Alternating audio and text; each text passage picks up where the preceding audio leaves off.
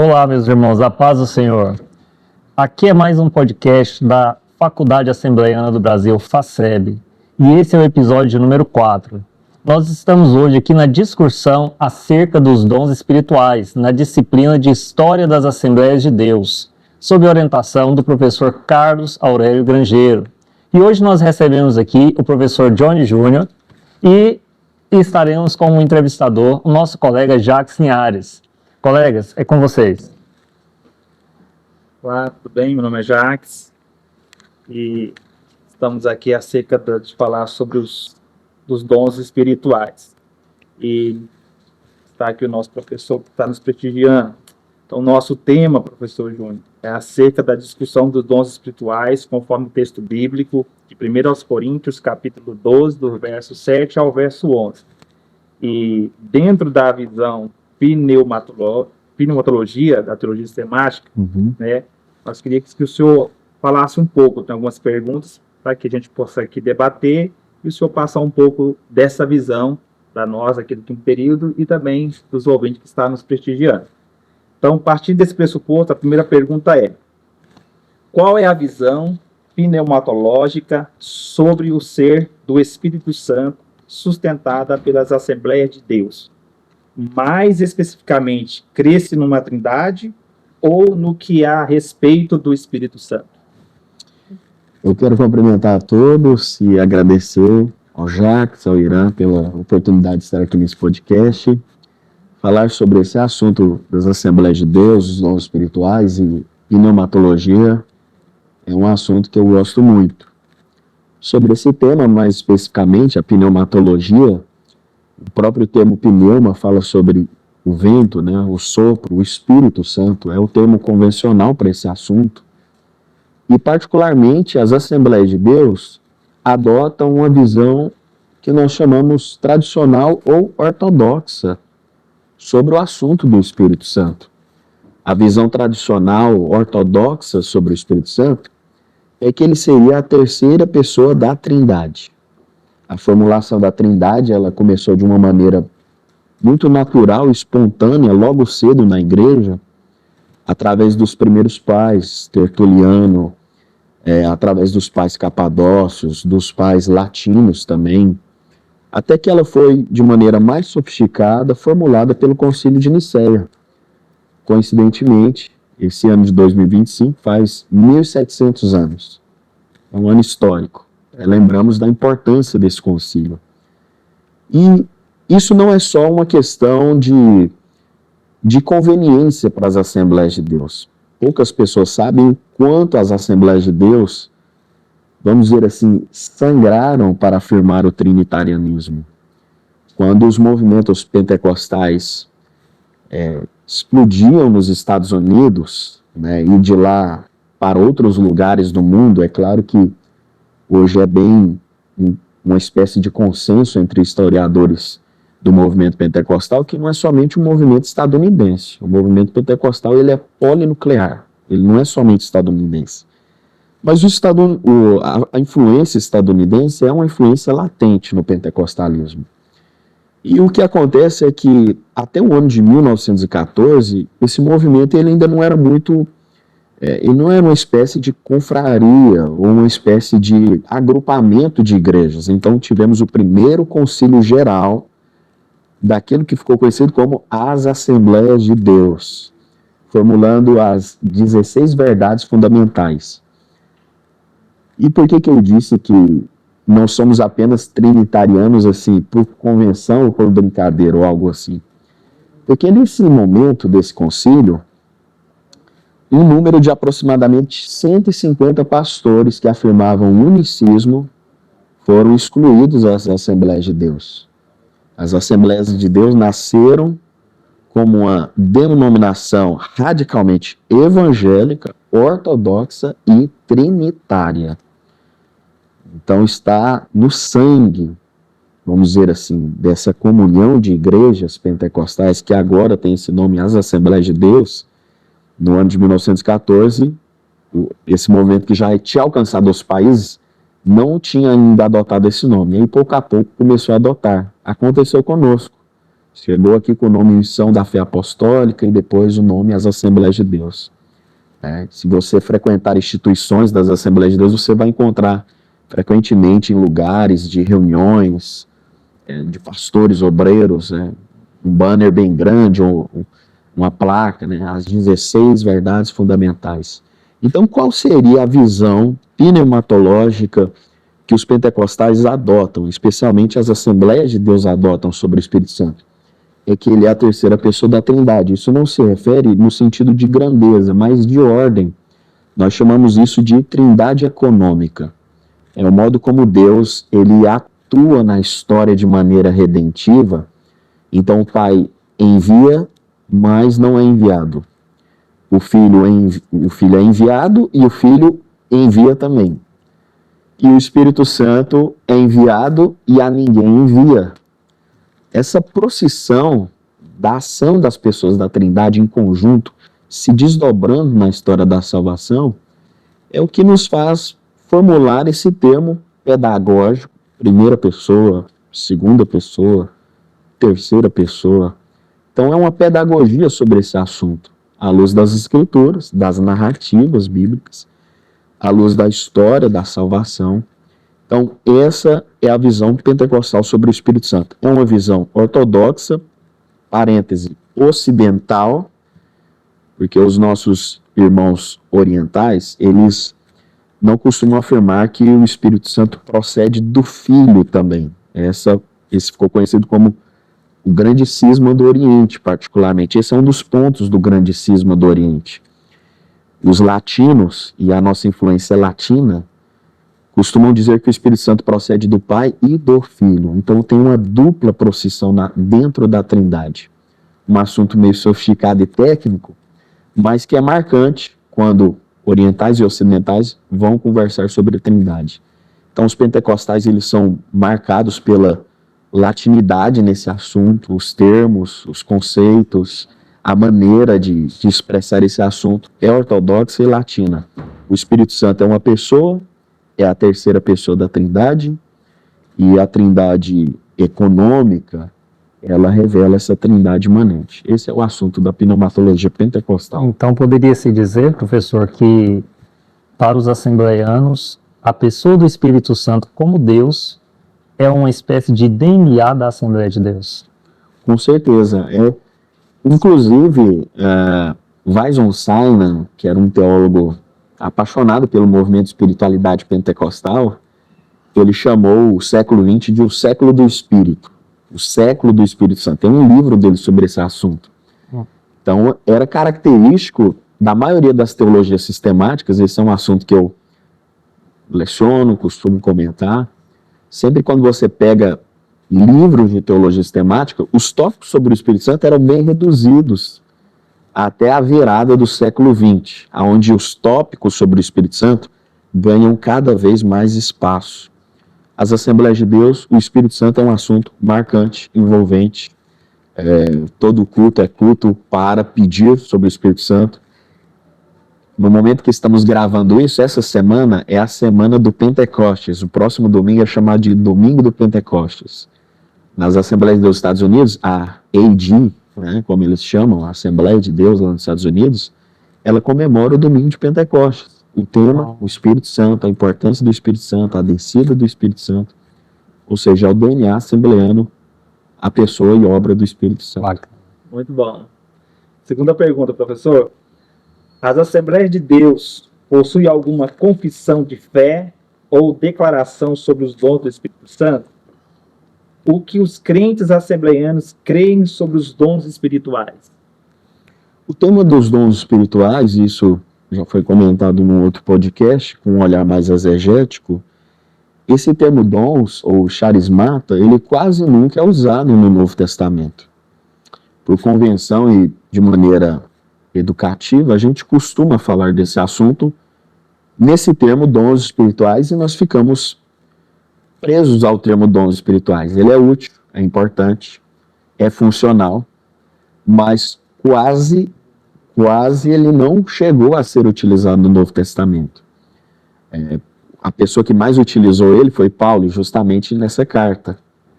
uma igreja carismática, né? E aí vem a palavra charismata, que é a ideia de graças, dons, presentes, né?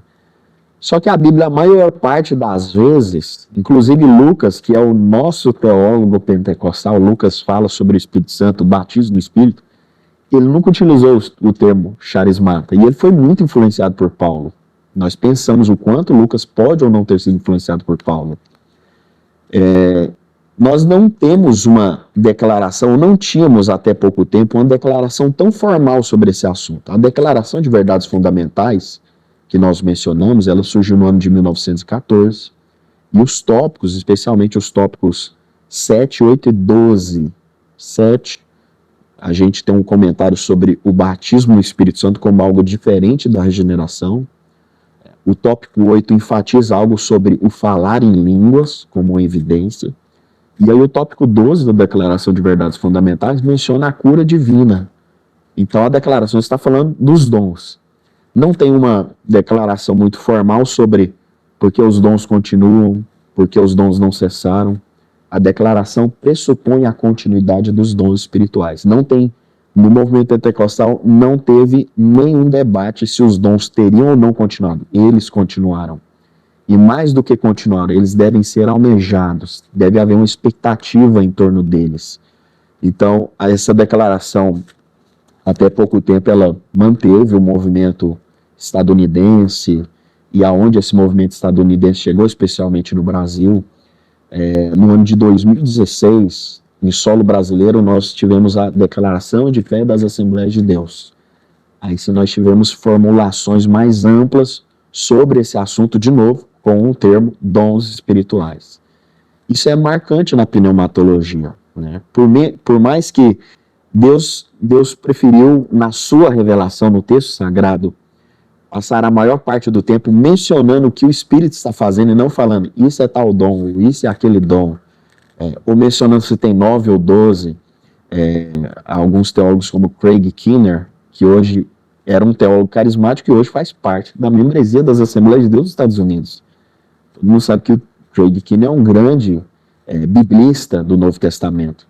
E menciona que, à luz do que ele estudou, já tem mais de 20. Então, assim, não tem um número exato, ficar preso exatamente aos dons pode ser útil, mas nós temos liberdade para andar nas Escrituras nesse assunto. É bom ver que as declarações e a visão de fé das Assembleias de Deus, ela manteve uma postura aberta e convergente sobre esse assunto. No ano de 2016, como eu disse, em solo brasileiro, nós tivemos a declaração de fé formulada pela CGADB, e isso significa que nem todos os grupos assembleanos costumam adotar isso como declaração de fé para eles. Por exemplo, o Ministério de Madureira, isso é uma curiosidade para algumas pessoas. O Ministério de Madureira, por exemplo, não subscreve essa declaração de fé.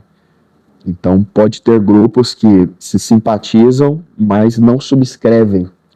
Então, isso mantém uma certa liberdade, uma boa convergência, miscigenação teológica fluindo, uma liberdade teológica fluindo nas Assembleias de Deus sobre esse assunto. Mas mesmo havendo grupos que não subscrevem essa declaração, existe o dom em relação ao consenso. Sim. Né, dos dons. Sim. É uma visão consensual. Os dons continuam, devem ser buscados. Algumas divisões, desde o século XX, né, a teologia pentecostal ela é muito jovem. Se a gente for pensar assim, temos 100 anos de uma teologia pujante pentecostal. Agora que grandes nomes estão tomando conta do cenário teológico. Amos Young, Craig Keener, James Smith, né, muitos nomes. Teólogos também que nós podemos chamar latinos, né, Emílio Álvares, outros teólogos latinos também estão fazendo parte disso. Gutierrez é um teólogo brasileiro, né? Gutierrez Fernandes é um teólogo brasileiro. Outros nomes estão começando pouco a pouco a ganhar mais espaço, né?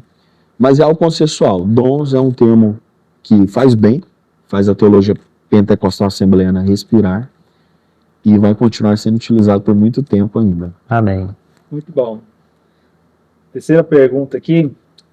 Como os crentes assembleianos compreendem o falar em línguas? E qual seria a relevância desse tópico para espiritualidade e discipulado?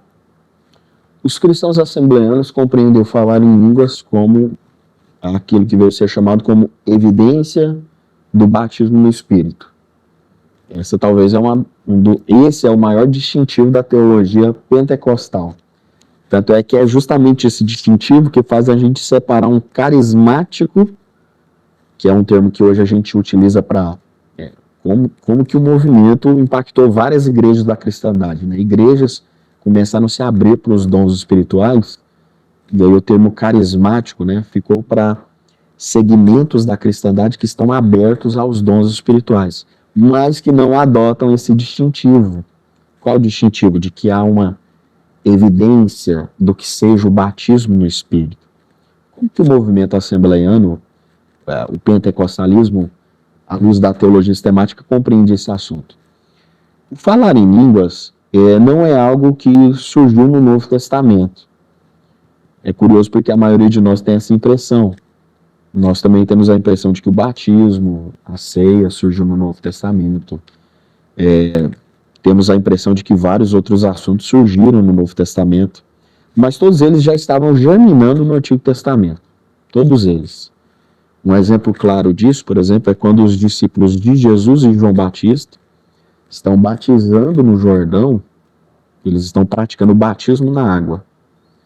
E aí, em João 3, diz que eles começam a debater sobre as lavagens cerimoniais do Antigo Testamento. Então é muito claro que assim, tudo estava germinando, começando. É a ideia que a teologia sistemática chama de revelação progressiva. A revelação não caiu pronta, os conceitos não caíram formados. Ela foi progressiva até não mais ser. A Bíblia se completou, a revelação foi concluída, mas até lá ela foi progressiva. Então, onde estaria o falar em línguas e a importância disso tudo para uma teologia pentecostal? O falar em línguas é o êxtase dos profetas. Os profetas já existiam no Antigo Testamento e quando eles eram tomados pelo Espírito Santo, eles entravam em êxtase ou transe espiritual. Uma história conhecida disso é a história de Saul, que chega a cair no chão. E nós temos outras histórias, o texto de Números, capítulo 11, por exemplo, que é chamado de Pentecostes do Antigo Testamento. É um texto proto-pentecostal. Naquele texto, Deus pega do Espírito que está sobre Moisés e batiza 72. Deus fala que ia batizar 70, mais 2 que estavam no arraial, metade e idade, começam a falar, e ali o termo hebraico é meio confuso e instigante. É como se eles estivessem falando de falar. Alguns comentam, então, que, inclusive Craig Keane e outros teólogos pentecostais, eles imaginam esses textos como um proto-pentecostalismo, o êxtase dos profetas. Para a teologia pentecostal, então, falar em línguas é aquele que dá a maior clareza de que alguém faz parte da sociedade dos profetas. Quer dizer, se essa pessoa entrou no êxtase dos profetas, não tem algo mais que ela poderia receber para a gente reconhecer que ela faz parte dessa sociedade de profetas. O Jesus da teologia pentecostal, ele nasce no meio de uma sociedade de profetas. Quer dizer, Simeão profetiza, Ana, Maria fala pelo Espírito, Isabel, Zacarias volta a falar, movido pelo Espírito. Jesus nasce no meio de uma renovação da profecia. E ele promete nos fazer uma comunidade de profetas batizados no Espírito. Então, falar em língua seria o êxtase dessa comunidade. E é o que nós costumamos chamar de a evidência inicial, ou a evidência de que alguém foi batizado. Claro, nem todas as comunidades pentecostais no mundo vão adotar uma visão tão clara sobre isso. Depende muito da influência estadunidense ter chegado até lá. Por exemplo, em igrejas chinesas, se você chegar perguntando para uma pessoa ou outra se eles receberam a evidência do batismo, se eles falam em línguas porque eles têm a evidência do batismo, eles vão ficar pensando o que você quer dizer, porque talvez essa influência sofisticada que cresce na teologia estadunidense pentecostal pode não ter alcançado lá. Questão cultural muito forte também, né, professor? Questão cultural muito forte. O Brasil é impactado por essa questão cultural forte. o movimento pentecostal é amplo no mundo. E aonde ele chega, ele procura se adaptar à cultura local também. O pentecostalismo no Chile, por exemplo, parece perto da gente. Mas os pentecostais chilenos, pelo menos a maioria deles, são um pouco aliancistas e praticamente pedobatistas, ou seja, eles praticam o batismo infantil. Eu não sei se isso pode assustar alguém, mas é porque o pentecostalismo, ele é o verdadeiro movimento de convergência da cristandade, né? Mesmo a Igreja Católica, que já estava aí há muito tempo, ela enxerga nisso um fruto de renovação para dentro da estrutura dela. O catolicismo, a ortodoxia e as outras igrejas protestantes também. Bom, estamos já partindo para o final, professor Júnior. Nós estamos aqui com algumas obras pneumatológicas, pentecostais, recomendadas pelo senhor. De forma bem breve, dá essa pincelada, cada um deles. Sim. Esse aqui primeiro. Esse aí é o Roger Stronstedt, Teologia Lucana sob Exame. Roger Stronstedt faleceu no ano de 2023, e nessa obra ele mostra como que Lucas Atos, é um terreno fértil para a construção de uma teologia sistemática, bíblica, pentecostal. Eu trouxe esse outro aqui também. Esse é o Robert Menzies, até hoje muito influente na teologia pentecostal. Esse é o nome, Teologia Pentecostal, e aí embaixo diz, sua natureza evangélica e cristocêntrica. Então, a proposta desse livro é mostrar que o pentecostalismo é parte da família evangélica. Nós somos evangélicos. É interessante como, nesses 100 anos, pouco a pouco, os nossos irmãos protestantes nos veem como parte dessa grande família. Esse livro é sobre isso. Aqui no Poder do Espírito. Esse livro aí de William Menzies, né, falecido, o pai de Robert Menzies, os dois escrevem, pai e filho, e eles foram missionários pentecostais, inclusive, na China, né? Do Poder do Espírito se tornou uma obra muito influente. Mostra como que Lucas não pode estar preso a Paulo, dentre outras coisas. Como que a teologia pentecostal ela representou um avanço para a teologia do Novo Testamento. Muito bom, eu recomendo esse livro. Nossa última pergunta, já finalizando. Qual a expectativa faria jus ao futuro do pentecostalismo global e das Assembleias de Deus em particular? Podemos imaginar alguma contribuição ou redirecionamento vindouro? O pentecostalismo, alguns, como Veli-Matti Kärkkäinen, um luterano pentecostal da Finlândia. Nossa. Só para a gente ver o nível de convergência, né? O Kärkkäinen, ele já escreve sobre a teologia do terceiro milênio. Ele chama o pentecostalismo de a teologia do terceiro milênio. Nós somos o futuro. Philip Jenkins, que escreveu o livro A Próxima Cristandade, ele fez vários cálculos históricos, né, de crescimento de igrejas, denominações, para onde a cristandade está indo, e numa das suas conclusões é mais ou menos o seguinte: eu sei como é que é o rosto da próxima cristandade. É um rosto africano-asiático e vem até nós falando em línguas estranhas. A próxima cristandade é pentecostal. É o movimento que mais cresce no mundo, é promissor. A nossa preocupação é qual será a nossa contribuição. Nós temos uma grande responsabilidade para a cristandade. Nós fizemos muito pela convergência de protestantes, católicos, ortodoxos, né? O Espírito Santo sopra onde quer. O pentecostal é aquele que diz: ninguém pode impedir o sopro do Espírito agora mesmo, onde quer que ele sopre. E é difícil controlar ele, porque você não sabe de onde ele vem, nem para onde ele vai. Então nós temos uma grande responsabilidade. Alguns teólogos têm expressado interesse enorme nisso, que os pentecostais definam mais seus termos, sua linha teológica, sistemática, bíblica. Um deles é James Smith, que escreveu um livro Pensando em Línguas, Contribuições Pentecostais para a Filosofia Cristã. James Smith acredita que o pentecostalismo tem uma contribuição teológica, mas também filosófica para o cristianismo. Em um Deus que é um Deus de novidades, espontâneo, uma abertura para o sobrenatural, um mundo reencantado, um mundo onde nós podemos lutar pela libertação das pessoas no poder do Espírito, entre outras coisas. O pentecostalismo, ele é promissor. Ele pode fazer teologia a partir de Corinto, das cartas, as 2 cartas de Paulo, da teologia de Lucas, Atos, mas da escritura inteira. Ele pode enxergar proto-pentecostalismo no passado e pentecostalismo agora na igreja apostólica e pós-apostólica. Nós temos responsabilidade de tudo nisso. Então, mãos ao arado, né? É hora de trabalhar. Amém. Amém. Professor, muito obrigado. Mais que esclarecedor, mais que traz vitalidade para o espírito da gente ouvir algo tão bom. Muito obrigado, colega.